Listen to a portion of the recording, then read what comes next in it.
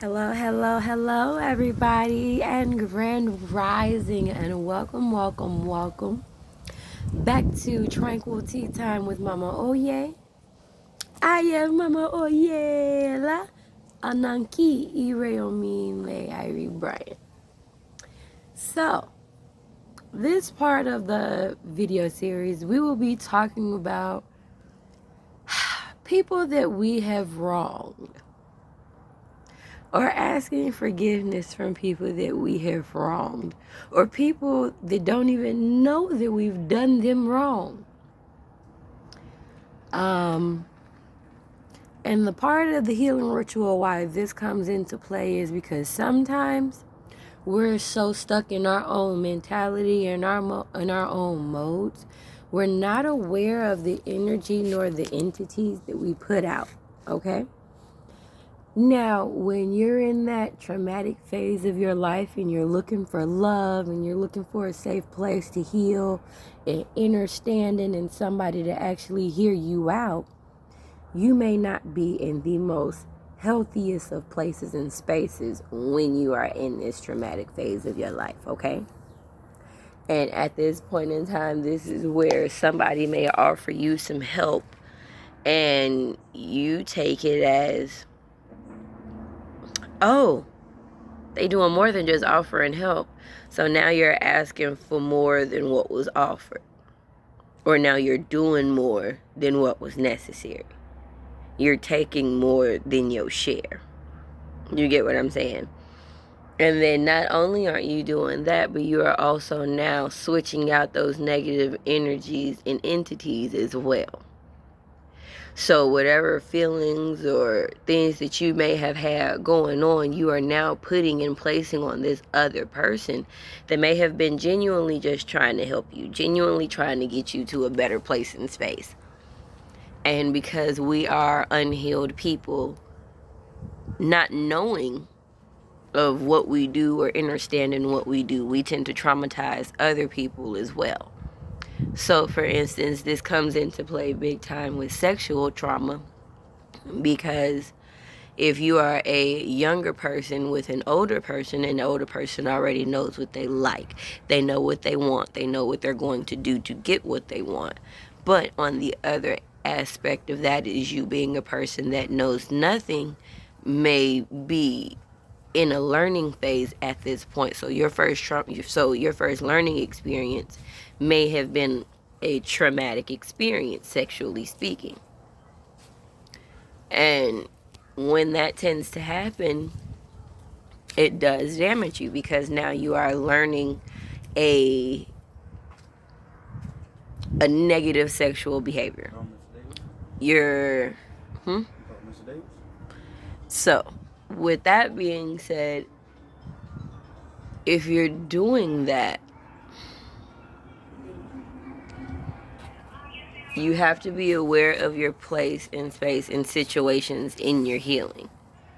You have to be aware of some of the things that you are doing and manifesting in your healing. And with the healing ritual, we sort of have to stand back and take acknowledgement of those things. And if you don't take acknowledgement of those things, you are now spreading what I like to call spiritual STDs.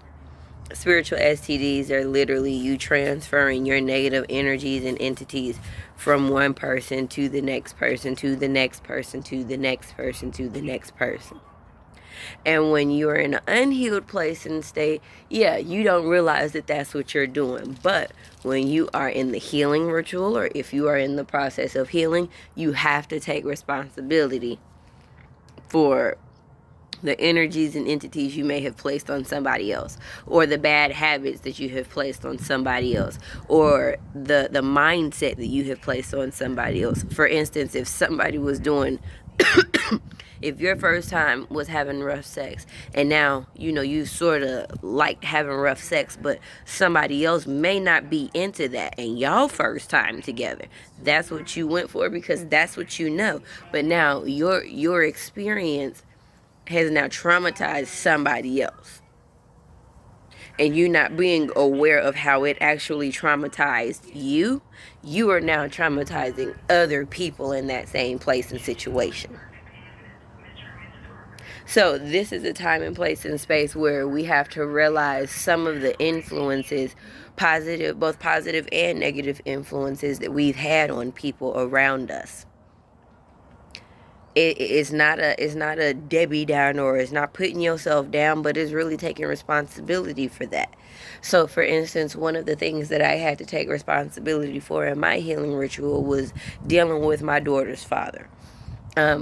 Me not being in the healed place and space that I was in, I was really just looking for a way out. I was in a bunch of shit, had a bunch of shit, was in a bunch of shit. It was just a lot. And me not being in the right frame of mind or in the right place and space at all, I just sort of jumped the shit. Didn't worry about how it was going to hurt him or him, period.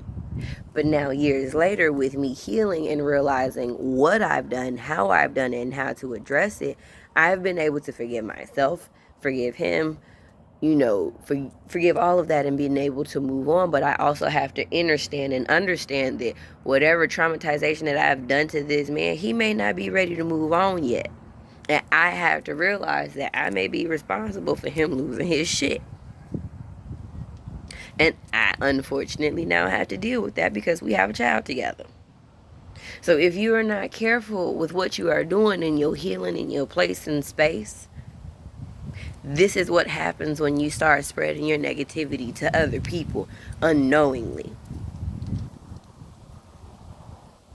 So, with that being said, my love, this is that part of that healing ritual, okay? Where you have to acknowledge the wrongdoings that you may have done to other people, even if it's self-sabotaging a job. Or I was just doing my job. No, you were being a smart ass. You were trying to stay ahead of the game.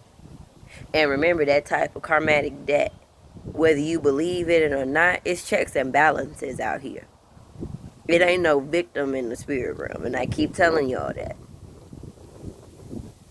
So when you know better, do better. But if you're going to keep pretending like, oh, I didn't know, you're going to keep repeating those same karmatic cycles, honey. So I hope this gave you guys some guidance and some clarity as to how to do this next part of this essay. Y'all know my motto, love. Namaste, you guys, but no, I'm going to stay over here. Holla.